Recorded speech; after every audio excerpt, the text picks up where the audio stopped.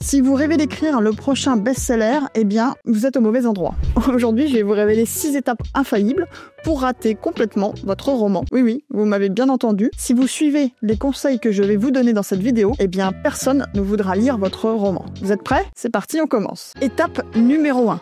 Faites des personnages complètement invraisemblables. Vous voulez rater votre roman? C'est facile. Il suffit de créer des personnages plats, sans âme et totalement invraisemblables. Plus ils seront clichés, mieux ce sera. Alors, un exemple. La princesse en détresse qui ne sert à rien du tout. Le personnage féminin, pourquoi lui donner un rôle actif quand elle peut simplement attendre d'être sauvée? On peut faire d'elle un accessoire décoratif. Elle peut se lamenter, trébucher sur ses jupes, lancer des à l'aide au ralenti pendant que le héros, lui, va faire tout le travail. Elle est belle, elle est fragile, elle a besoin d'un héros.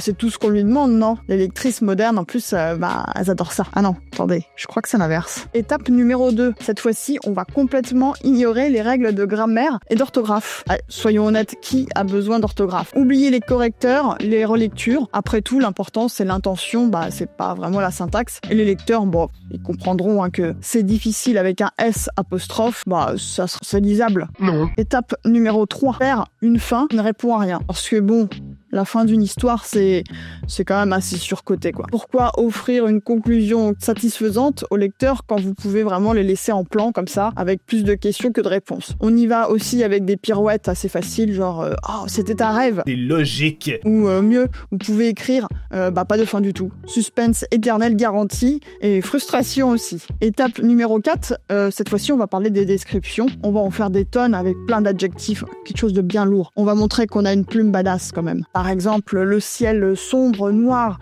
sinistre, menaçant, lourd, presque oppressant. Là, on va mettre plein d'adjectifs, là, vous avez vu? Je pense que la personne, elle va comprendre et elle va voir qu'on a un style embêtant. Pourquoi dire, en fait, en 2 mots ce que vous pouvez décrire en 20 lignes? Et les lecteurs, en plus, ils adorent les descriptions interminables, surtout quand elles concernent un rideau de fenêtre ou la couleur d'une tasse, par exemple. Ça les intéresse beaucoup. Donc, allez-y. Étape numéro 5. Ne relisez surtout pas votre texte. Quelle perte de temps. La relecture, c'est pour les faibles. Votre premier jet, c'est de l'or pur, j'en suis sûre. Pas besoin de corriger les fautes, les incohérences ou les dialogues qui sonnent faux. Qui a le temps pour ça? Envoyez-le tel quel aux éditeurs ou auto-publiez-le directement. Tant pis pour les lecteurs, zut, vous n'avez pas que ça à faire quand même. Étape 6, on va mettre des révélations complètement inutiles et vraiment invraisemblables. Ça, c'est pas mal, ça. Et en fait, le héros, c'était un lama depuis le début. Et là, boum, le méchant, c'était en fait le frère jumeau caché du chien de la voisine.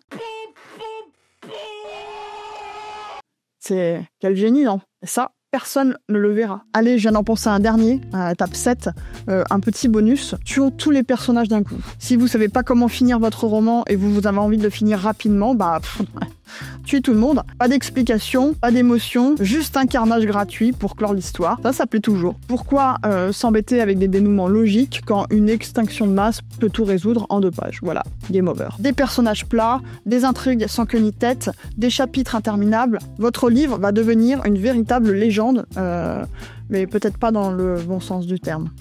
Bon, on arrête de dire des bêtises. Bien sûr que tout ce que je viens de vous dire, faut pas le faire, mais je pense que vous étiez pas bêtes. Et donc surtout, ne suivez pas les conseils de cette vidéo, faites l'inverse. Voilà, à bientôt et bonne fête à vous. Salut, ciao.